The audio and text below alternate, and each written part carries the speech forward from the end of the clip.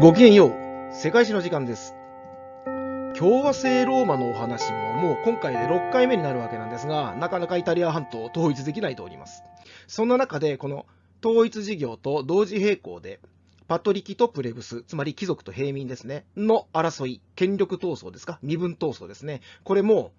続いているわけなんですが、今回ついにその身分闘争の方が完成を迎える、終結するっていうことですね。共和制の完成。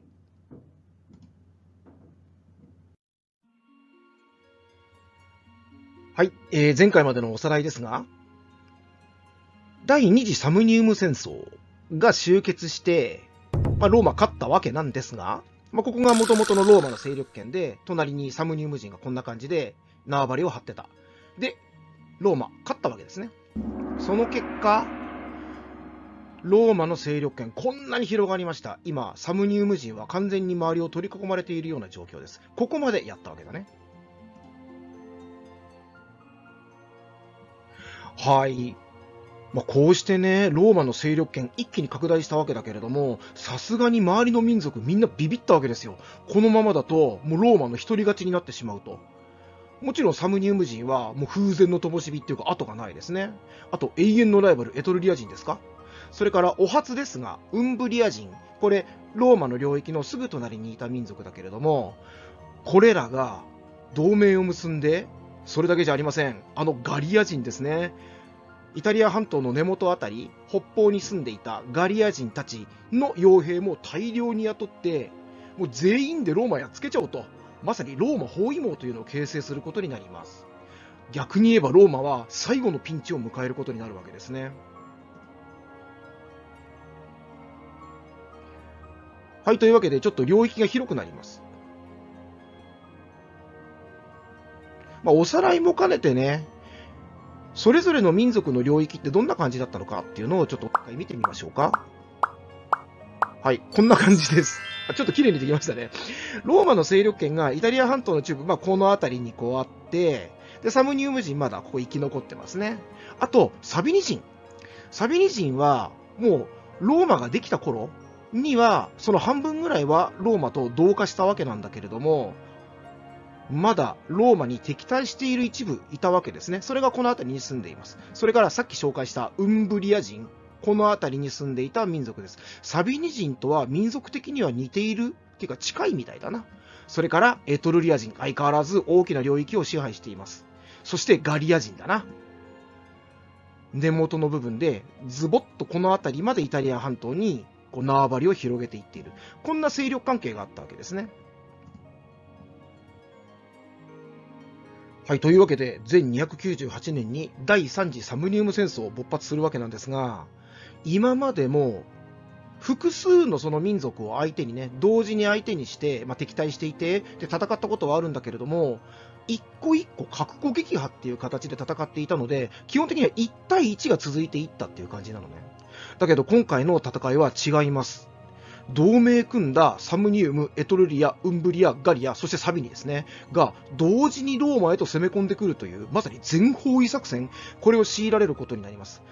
ローマはかつてこんな大戦争をやったことないです。一番大きな試練、これにぶち当たったということかな。今まで経験したことのないっていうことですね。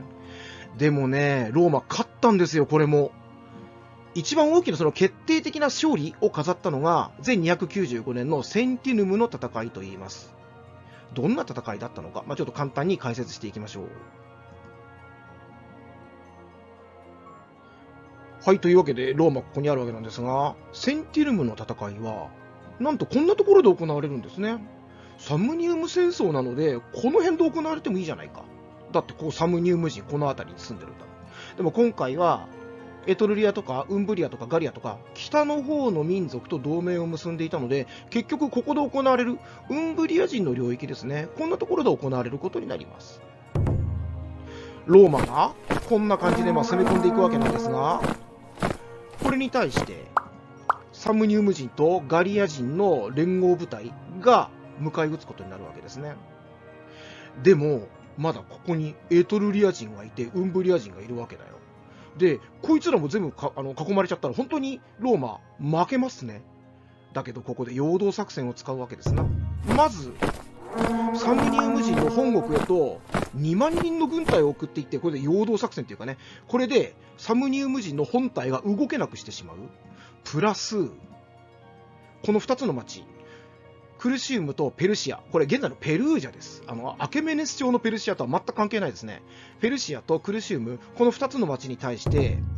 ローマが攻め込んでいくわけですよ。これ略奪を働くわけですね。こうすることによって、エトリリアとウンブリアは自分たちの町を守らなきゃいけなくなる。だから、このセンティヌムの戦いに実際に参加できたのは、サムニウム人の部隊と、それからガリア人の傭兵部隊、これだけになっちゃうわけです。それでも2倍以上、ローマの2倍以上の軍勢があったらしいけどね、なんとか分散させることに成功しています。結局これでローマ勝つことになるわけですね。もう万事休すです、サムニウム人にとっては。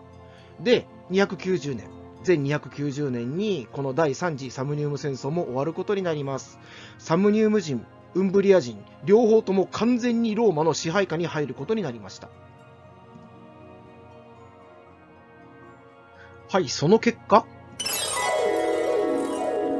今ピンク色で示したところですね。まずサムニウム人完全制覇。そしてウンブリア人の土地、あと残ったサビニ人の土地、この辺りもごっそり縄張りに組み込みます。あと、ここクルシウム、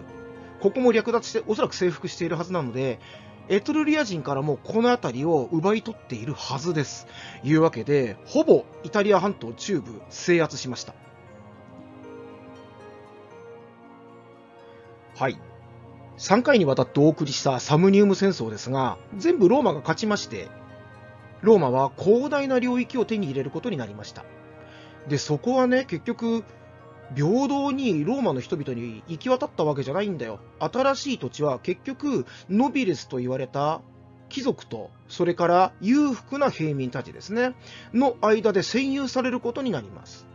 で、広大な領域を手に入れた彼ら有力者たちは大量の奴隷を使いまして、ラティフンディウムという大農場を経営することになるわけですね。奴隷はどうやって手に入れたかって言ったら、もちろんそれは戦争で勝って、で、敵から奪ってきた奴隷っていうことですね。多くの場合は敵の兵隊さん、もともと兵隊さんが奴隷に使われたりとか、あとは最後まで敵対した国々、都市国家なんていうのは完全に滅ぼされて、そこにいた女子供はみんな奴隷として売り飛ばされてしまうということになるわけなんだけれども、ひどい場合はね、エトリリアなんかがそうだけれども、町ごと徹底的に破壊して、隣に新しい町作って、で、そこにローマ人たちを移民させて、いわゆる植民地にするっていうね、完全に作り変えるなんていうこともするわけですよ。もちろん皆殺しにしたらもったいないので、そこに住んでいた人々はみんな奴隷にされてしまうということになります。こうして広大な領域を手に入れたと同時に、大量の奴隷も手に入れることになるわけだね。こうして行われたのが、いわゆるラティフンディウムという大農場経営です。結局ね、覚えているかな、リキニウス・セクスティウス法の中で、一人個人が持てる土地は500ユゲーラ。現代の面積にすると125ヘクタールまでって決まったはずなんだけれども、いつの間にかこれもうなし崩しになっていて、で、有力者たちは広大な領域を占拠していたわけです。その結果、貧富の差は再び拡大するということになります。それだけじゃないですね。長い征服戦争が行われていたわけなので、中小農民たちはずっと農地を離れることになっていた。結局、自分たちの家族を養うため、そして荒れてしまうその農地、これの、借金ですな、を返すために、結局また債務奴隷問題、債務問題っていうのも再燃することになります。頭に来た農民たち、一体何をやったのか。前287年のことでした。あの青山事件覚えていますか？あれを再現することにしたんですね。場所はヤニクルムの丘っていうところで違うんだけれども、またこの丘の中に立てこもりまして、俺たちの要求を聞いてくれないんだったらば、この債務問題なんとかしてくれないんだったらば、俺たちはローマから独立するぞ。そしてお前たちとはもう戦争をやらない。重装防衛部隊作ってやらないぞ。と脅しをかけたわけですね。はい、ヤニクルムの丘、どこか。これ懐かしいですね。大昔にやったんだけれども、ローマ王世紀のことですね、これね。第4代の王様、アンクス・マルキウスの時代に、ここに要塞が作られた。当面の敵は、エトルリア人だったので、それに対抗するために作ったわけなんだけれども、ここにティベレ川が流れていて、その向こう側に、このパッていったところがパラティヌスの丘だから、本当にローマからの中心からすぐのところにあるのがこのヤニクルムの丘です。中小農民たちはここに立てこもって、俺たちの要求を通せと言ったわけですね。中小農民たちがいなければ戦争は続けられないわけだよ。まあ彼ら重装護衛部隊作ってるわけだしね、後方支援なんかもやってくれるわけだから。いうわけで、なだめなければいけないわけです。そこでね、まさにこの緊急事態にディクタトルに就任した、独裁官に就任したのがクイントゥス・ホルテンシウスという人でした。で、彼が妥協案として提出したのが、いわゆるホルテンシウス法。つまり、平民会、平民たちの集まりですね。御民間が議長をやってるやつです。あそこで決められたこと、法律が、元老院が認めなくっても、直接そのままローマの法律になると。これを認めたわけですね。平民たちの意見はもう貴族に左右されることはなくなりました。直接そのままローマの法律になったわけです。なので、今までは非公式なその議会とされていた平民会、当時はプレブス民会って言われていたけれども、これを、名前をトリブス民会っていうふうに変えて、正式なローマの議会とします。こうしてね、平民たちの意見っていうのかな、要求は、そのまま法律になって、貴族たち関係なく、ローマの法律になるわけでしょ。こうして、これ大きいね。まさにこの瞬間、貴族と平民の完全に対等な権利、これが成立することになりました。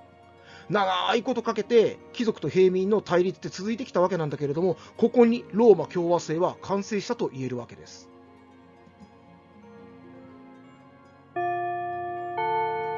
はい、まあこうしてね、ホルテンシウス法を成立して、貴族と平民の法的な立場は完全に平等になったわけなんだけれども、忘れてならないのは、その背景には、長いこと続いた戦争があるわけですよ。征服戦争であり、ローマの防衛戦争だったわけなんだけれども、中小農民たちもこの戦争で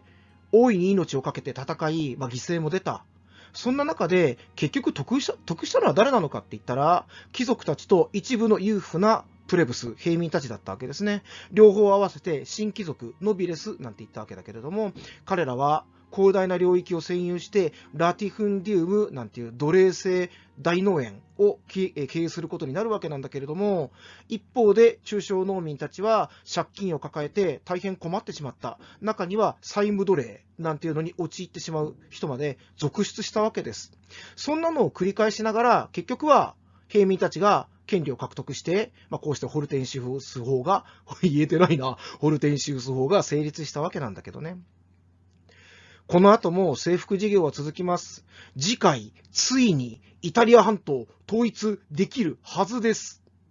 今回どうだったですか？楽しかったですか？もし、ためになった、楽しかったと思ってくれた方々は、